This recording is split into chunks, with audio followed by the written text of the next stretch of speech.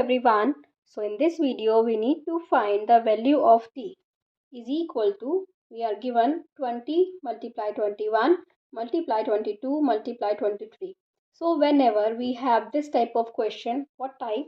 So we can write it as this: 20 multiply 20 plus 1 multiply 20 plus 2 multiply 20 plus 3 plus 1.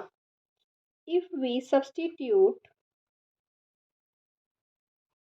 x equal to 20, this implies t is equal to x plus 1, x plus 2, x plus 3 plus 1.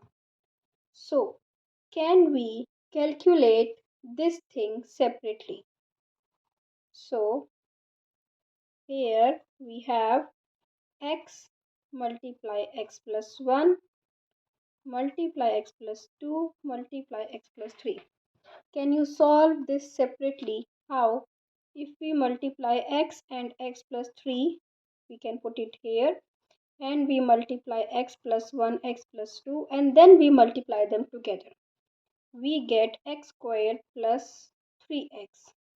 Here we have x squared plus x plus 2x plus 2.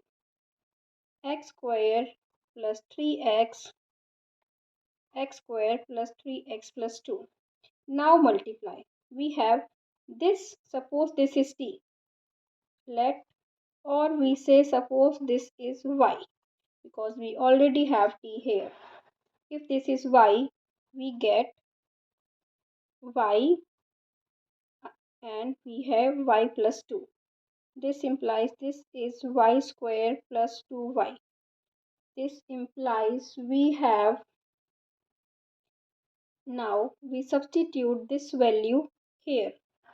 This implies we have t is equal to under root of y square plus 2y, because value of this thing is y square plus 2y plus 1. T is equal to, this is y plus 1 whole square.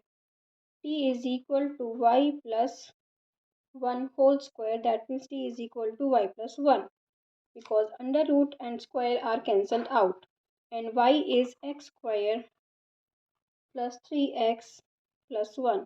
So this is t. Now x is 20 or 30 or 40, whatever is x, you just need to substitute here. So t is equal to 20 square plus 3 into 20 plus 1.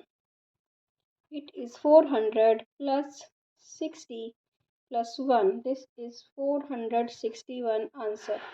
So if you have 31, 30, 31, 32, 33, any 4 continuous numbers, consecutive numbers, then you can use this method to find the value. I hope you understood this. If you like it, please subscribe to my channel. Thank you for watching. Bye bye.